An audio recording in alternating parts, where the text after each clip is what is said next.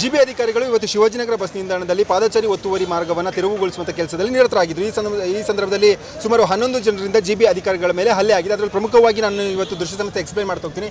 ದೃಶ್ಯದಲ್ಲಿ ಗಮನಿಸ್ತಿರ್ಬೋದು, ನಮ್ಮ ಕರ್ನಾಟಕ ಸೇನೆ ಅಂತೇಳಿ ಒಂದು ಬೋರ್ಡನ್ನು ಹಾಕಲಾಗಿದೆ. ಇದು ಶಿವಾಜಿನಗರ ಬಸ್ ನಿಲ್ದಾಣದಲ್ಲಿ ಪಾರ್ಕ್ನ ಬಳಿ ಹಾಕಲಾಗಿರುವಂಥ ಬೋರ್ಡ್. ಇದರಲ್ಲಿ ಬಸವರಾಜ ಪಡುಕೋಟಿ ರಾಜ್ಯಾಧ್ಯಕ್ಷರು ಅಂತಿದೆಯಲ್ಲ, ಅವರ ನೇತೃತ್ವದಲ್ಲಿ ಇವತ್ತು ಜಿಬಿ ಅಧಿಕಾರಿಗಳ ಮೇಲೆ ದಾಳಿ ಆಗಿರುವಂಥದ್ದು. ಸುಮಾರು 4 ಜನ ಕನ್ನಡ ಪರ ಸಂಘಟನೆಗಳ ಕಾರ್ಯಕರ್ತರಾಗಿದ್ದರೆ, ಇನ್ನು 6 ಜನ ಬೀದಿ ಬದಿ ವ್ಯಾಪಾರಸ್ಥರು ಅಂತೇಳಿ ಮಾಹಿತಿಯನ್ನು ಕೊಡ್ತಾರೆ. ಇನ್ನು ಉಳಿದ ಒಬ್ಬರು ಅಂತೇಳಿದ್ರೆ ಬಸವರಾಜ ಪಡುಕೋಟಿ, ಇವರೇ ನೇರವಾಗಿ ಇವತ್ತು ಜಿಬಿ ಅಧಿಕಾರಿಗಳ ಮೇಲೆ ದಾಳಿಯನ್ನು ನಡೆಸುವಂಥ ವಿಡಿಯೋ ಕೂಡ ಲಭ್ಯವಾಗಿರುವಂಥದ್ದು. ಜಿಬಿ ಅಧಿಕಾರಿಗಳು ಕಾರ್ಯವನ್ನು ನಿರ್ವಹಿಸಿದರೆ ಈ ಸಂದರ್ಭದಲ್ಲಿ ನೇರವಾಗಿ ಅವರನ್ನು ತಳ್ಳುವ ಮೂಲಕ ಪುಂಡಾಟಿಕೆಯನ್ನು ಮೆರೆಯಲಾಗಿದೆ. ಈಗಾಗಲೇ 10 ಜನರನ್ನು ಕಮರ್ಷಿಯಲ್ ಸ್ಟ್ರೀಟ್ ಪೊಲೀಸರು ಬಂಧಿಸಿದ್ದಾರೆ. ಈಗಾಗಲೇ ಏನು ಈ ಒಂದು ಘಟನೆ ಬಳಿಕ ನೇರವಾಗಿ ಜಿಬಿ ಅಧಿಕಾರಿಗಳು ಈ ಒಂದು ವಿಚಾರವನ್ನು ಸವಾಲಾಗಿ ತೆಗೆದುಕೊಂಡಿರುವಂಥದ್ದು. ಈ ಒಂದು ಶಿವಾಜಿನಗರ ಬಸ್ ನಿಲ್ದಾಣದಲ್ಲಿ ಕಾರ್ಯಾಚರಣೆಯನ್ನು ಸ್ಥಗಿತಗೊಳಿಸಲಾಗಿದೆ. ಈಗ ಮತ್ತೆ ಮುಂದುವರಿಸಿರುವಂಥದ್ದು ಪೊಲೀಸ್ ಭದ್ರತೆಯೊಂದಿಗೆ ಕಾರ್ಯಾಚರಣೆಯನ್ನು ಮುಂದುವರಿಸಲಾಗಿರುವಂಥದ್ದು. 1 KSRPC, 2 ACP ಮತ್ತು 3 ಜನ ಇನ್ಸ್ಪೆಕ್ಟರ್ ನೇತೃತ್ವದಲ್ಲಿ ಭದ್ರತೆಯೊಂದಿಗೆ ಇವತ್ತು ಕಾರ್ಯಾಚರಣೆಯನ್ನು ಮುಂದುವರಿಸಲಾಗಿರುವಂಥದ್ದು. ದೃಶ್ಯ ಗಮನಿಸಿರಬಹುದು. ಕರ್ನಾಟಕ ರಾಜ್ಯ ಮೀಸಲು ಪೊಲೀಸ್ ಇಲಾಖೆಯಿಂದ ಅಂದರೆ 1 KSRPC ತುಕಡಿ ಹಾಗೂ 2 ACPಗಳ ನೇತೃತ್ವದಲ್ಲಿ ಇವತ್ತು ಬಂದೋಬಸ್ತನ್ನು ಕೊಡುವುದರ ಮೂಲಕ ಇವತ್ತು ಕಾರ್ಯಾಚರಣೆಯನ್ನು ಮಾಡಲಾಗ್ತಿರುವಂಥದ್ದು. ಪೊಲೀಸ್ ಕೂಡ ಬಂದೋಬಸ್ತನ್ನು ನೀಡಲಾಗಿದೆ.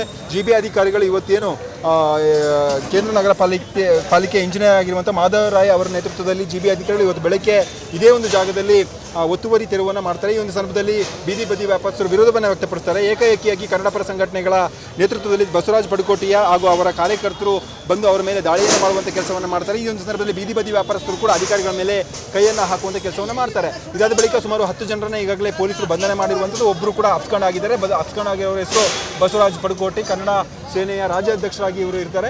ಸೊ ಇವರನ್ನು ಕೂಡ ಈಗ ಏನು ಅಪ್ಸ್ಕೊಂಡು ಆಗಿದೆ, ಇವರ ಪತ್ತೆಗೆ ಕೂಡ ಪೊಲೀಸರು ಬಲೆಯನ್ನು ಬೀಸಿರುವಂಥದ್ದು.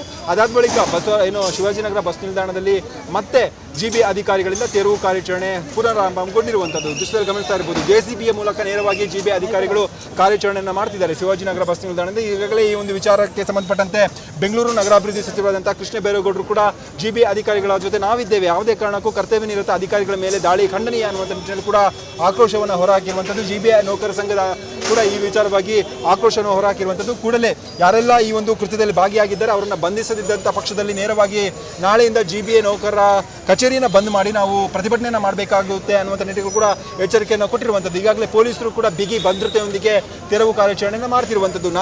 ಬೆಂಗಳೂರಿನ ಸಿಟಿಯಾದ್ಯಂತ ನಾನಾ ಭಾಗಗಳಲ್ಲಿ ತೆರವು ಕಾರ್ಯಾಚರಣೆಯನ್ನು ಜಿಬಿ ಅಧಿಕಾರಿಗಳು ಮಾಡ್ತಿದ್ದಾರೆ. ಇದುವರೆಗೂ ಕೂಡ ಸುಮಾರು 500ಕ್ಕಿಂತ 600 ಕಿಲೋಮೀಟರ್ನಷ್ಟು ಪಾದಚಾರಿ ಒತ್ತುವರಿಯ ತೆರವು ಕಾರ್ಯಾಚರಣೆ ಮಾಡಲಾಗ್ತಿತ್ತು. ಈ ಒಂದು ಸಂದರ್ಭದಲ್ಲಿ ಏನು ಗ್ರೌಂಡ್ ಅಂದರೆ ಒಂದು ಸ್ಥಳೀಯ ಮಟ್ಟದಲ್ಲಿ ಬೀದಿ ಬದಿ ವ್ಯಾಪಾರಸ್ಥರು ಏನು ಅಂಗಡಿ ಮುಂಗಟ್ಟನ್ನು ತೆರವುಗೊಳಿಸುವ ಸಂದರ್ಭದಲ್ಲಿ ಆಕ್ರೋಶನ ಹೊರಹಾಕ್ತಿರೋದು ಸರ್ವೇ ಸಾಮಾನ್ಯವಾಗಿತ್ತು. ಆದರೆ ಶಿವಾಜಿನಗರದ ವಿಚಾರಕ್ಕೆ ಮಾತ್ರ ಈ ಒಂದು ವಿಚಾರ ಬಹಳಷ್ಟು ತದ್ವಿರುದ್ಧವಾಗಿರುವಂಥದ್ದು. ನೇರವಾಗಿ ಕರ್ತವ್ಯ ನಿರತ ಜಿಬಿ ಅಧಿಕಾರಿಗಳ ವಿರುದ್ಧ ದಾಳಿಯನ್ನು ಮಾಡಿರುವಂಥದ್ದು. ಜೊತೆಗೆ ಇದರಲ್ಲಿ ಗಮನಿಸಬೇಕಾದ ಪ್ರಮುಖ ಅಂಶ ಏನಂತಂದರೆ ಹೆಲ್ಮೆಟ್ನಲ್ಲಿ ಜಿಬಿ ಅಧಿಕಾರಿಗಳಿಗೆ ದಾಳಿ ಮಾಡಿದರೆ ಪೆಪ್ಪರ್ ಸ್ಪ್ರೇಯನ್ನು ಕೂಡ ಮಹಿಳಾ ಅಂದರೆ ರುಚಿತಾ ಅವರ ಮೇಲೆ ಹಾಕಿ ಪುಂಡಾಟಿಕೆಯನ್ನು ಮೆರೆದಿರುವಂಥದ್ದು ಕೂಡ ಇಲ್ಲಿ ಈ ಒಂದು ಪ್ರಕರಣದಲ್ಲಿ ಕಂಡುಬರ್ತಿದೆ. ಈಗಾಗಲೇ ಜಿಬಿ ಅಧಿಕಾರಿಗಳು ತಮ್ಮ ಪೊಲೀಸ್ ಭದ್ರತೆಯೊಂದಿಗೆ ತಮ್ಮ ಕಾರ್ಯಾಚರಣೆಯನ್ನು ಮತ್ತೊಮ್ಮೆ ಮುಂದುವರಿಸುತ್ತಿರುವಂಥ ದೃಶ್ಯಗಳು ಕೂಡ ಶಿವಾಜಿನಗರದ ಬಸ್ ನಿಲ್ದಾಣದಲ್ಲಿ ಕಂಡುಬರ್ತಿರುವಂಥದ್ದು. ಇದು ಈ ಕ್ಷಣದ ಅಪ್ಡೇಟ್ ಆಗಿರುವಂಥದ್ದು. ಕ್ಯಾಮರಾ ಪರ್ಸನ್ ಚಂದ್ರಕಾಂತ್ ಜೊತೆ ನಾನು ಅಥರ್ವ ರಂಜನ್, PNS ವಿಸ್ತಾರ ನ್ಯೂಸ್, ಬೆಂಗಳೂರು.